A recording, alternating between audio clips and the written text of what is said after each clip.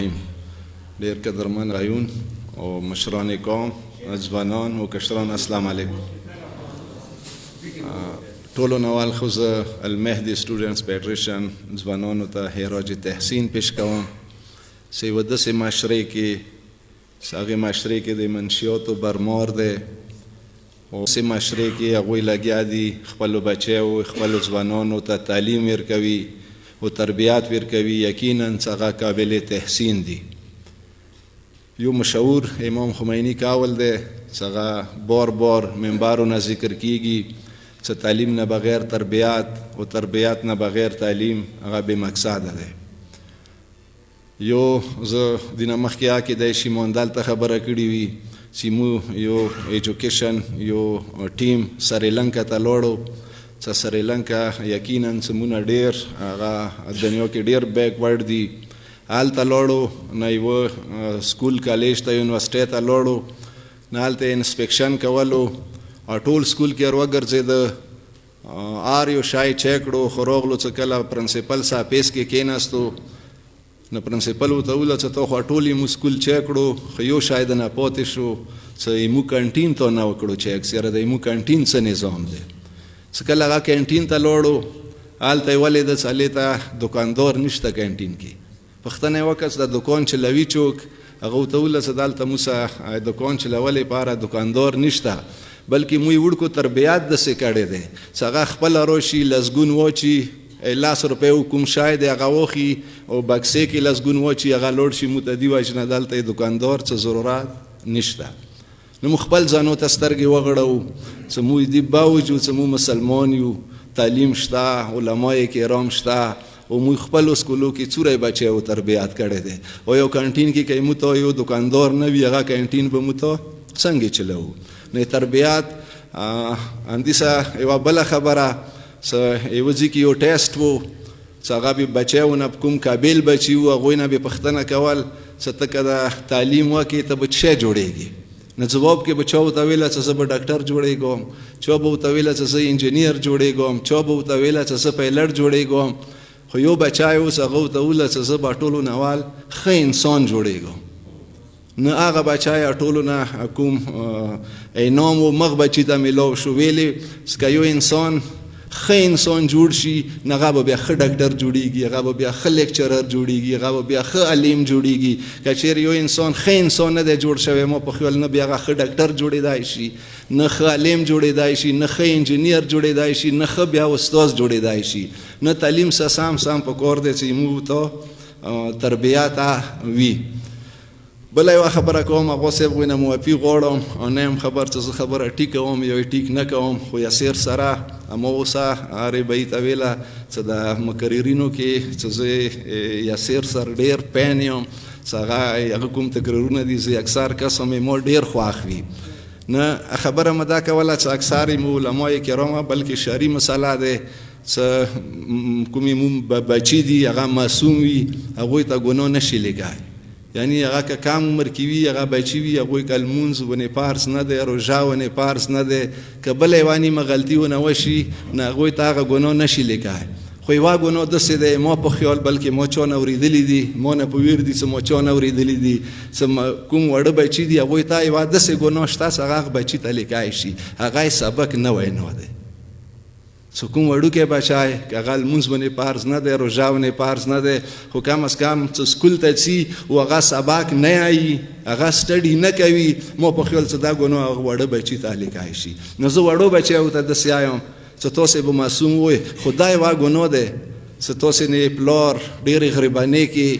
ډېرې مجبورۍ کې خواري هغه خپله کوي او تا سکول ته رسوي، هغه یو شوق وي چې هغه ښه ډاکټر جوړ شي، هغه ښه انجینیر جوړ شي او ته په خپله او سبق نه یایې، تعلیم نه حاصلوي. یقین وکړه قیامت کې به دې پوښتنه که هغه ډېر معصوم یا هغه نه به کېږي. او نن سبا که معاشرې ته سترګې وغړوې د خپلې کورمې معاشرې ته سترګې وغړوې داسې خلک شته چې هغوی ځوانان ډېر ولټا سایډ ته روان کړي دي، ملحدین دي، هغوی دې سره تعلق نشته تربیات سره، هغوی صرف تعلیم به حاصلوي. خو زموږ معاشره یې چېرته روانه کړي دی، زموږ ځوانان یې چېرته روان کړي دي؟ زه بار بار بله ورځ ما ویلي دي چې زموږ اکثر خلک مشرانو نه ګیله کوي، خو زه داسې وایم چې 500 کالو کې زموږ مشر قوم ته دوره تاوان نه دی ویر کړی لکه زموږ سوشل میډیا د 2-5 کالو کې قوم ته کوم تاوان ویر کړو. هغه خبره سوشل میډیا نه ویلې کوي، څه ضرورت دی هغې خبرې چې هغه قوم ته هغې مو بچیو ته زموږ ځوانانو ته څه پیدا نه میلاویږي او هغه مو لګیا یو بار بار مغه خبره کوو. که یو عالم پاڅي منبر نه ډېره ټیک خبره وکړي، قرآن هغه خبره وکړي، خو زموږ داسې څه خلک شته دغې معاشرې کې چې هغه خبره الټا پیش کړي او زموږ ځوانانو ذهنونه خراب کړي. نو په کار دی زه داسې یم چې موږ کوم دلته لکه څنګه مو سجاد سر خبره وکړه ساسې لیدلو کې خپل مهدي سټوډنټس فیډریشن کوم کارکردګي پیش کړه، لیدلو کې خو ډېر اسانه بریښي، ویلې شوی کار سړي ته بیا ډېر اسان بریښي چې یو وارې شوی وي. اوس دا مسجد مو جوړوو چې کله انجینیر وترولو مستري وترولو کوو، کله یو کونج څه خراب شي، کله بل کونج خراب شي، خو چې کله جوړ شي بیا چوک وترو شي بیا یې یاره دا خو ډېر اسان کار دی. که څه شوی کار ډېر اسان وي، خو زه داسې یم چې دغه وړکو ملیخېلو غونته معاشرې کې څه کوم کار روان کړی دی، زه خو یم چې دا به زموږ ډېره بدبختي وي چې زموږ مشر زموږ ځوان دوی سمادات ونه کړي. دا صرف دغه ذمهداري نه دی، دا مشرانو ذمهداري دی، دا ځوانانو ذمهداري دی چې موږ کروڑونو خرچې کوو، لکونو خرچې غیر ضروري کوو، بلډینګونه خو مو ډېر جوړ کړه، میلې خو ډېر شوق سره جوړوو، خو چې کوم اصلي کار دی ای بچیو تعلیم او تربیات هغه نه موږ تاسې هغه سوچ نه دی کړی، هغه توجه نه ورکوو چې کوم په کار وي. زه تاسو ته به پاته وي ملانې کې مو یو سکول جوړ کړی دی، ایډورټایز مو نشته، تو کور مې کې سترګې وغړوه یتیمخواني چلیږي، چې ته 70 بچي هغوی کې پرې سبا کې آئی، چې ته 100 کسان هغه کې پرې سبا کې آئی. ایمو ملانې زیرات پړنه مو جوړ کړی دی،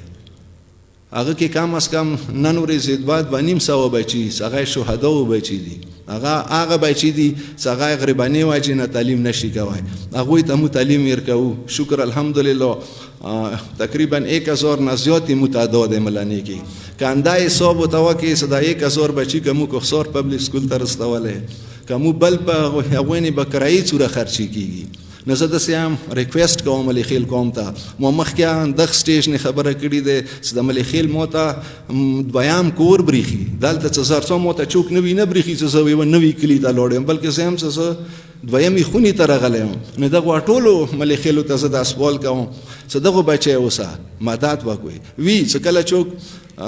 لکه مخکې مو ویلي وو چې یاره که یو ټرک ویلاړ دی، یو ګاډی ویلاړ دی، یغه لاندې سپای پروت وي خوب کوي سیرې ده، خو چې کله هغه ټرک روان شي مغه سپای مغسې ټغېږي. نو یقینا چې کله څوک حرکت کوي کوم قوم کې کوشش کوي جدوجهد کوي، هغه بیا دښنیا پیدا کېږي، هغه بیا مخالفت پیدا کېږي. دا به مو ډېره بدقسمتي وي چې دا بچي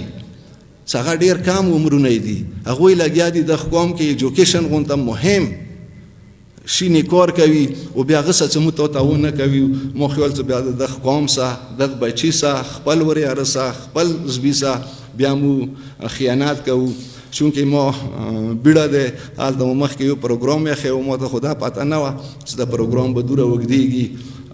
نو زه ریکویسټ کوم چې دغو کسانو سه انشاءالله څوره یې مو واسه کېږي، مو به ورسته هغه کوو، مدد کوو، تعاون به کوو. خو خاص کر ملیخیلو مشران، ملیخیلو ځوانان په کار دی برپورې دغو بچیو حوصله افزایي وکړي، نه چې دوی حوصله شکني وشي. او په کار دی لکه څنګه مو یاسر سر خبرې وکړې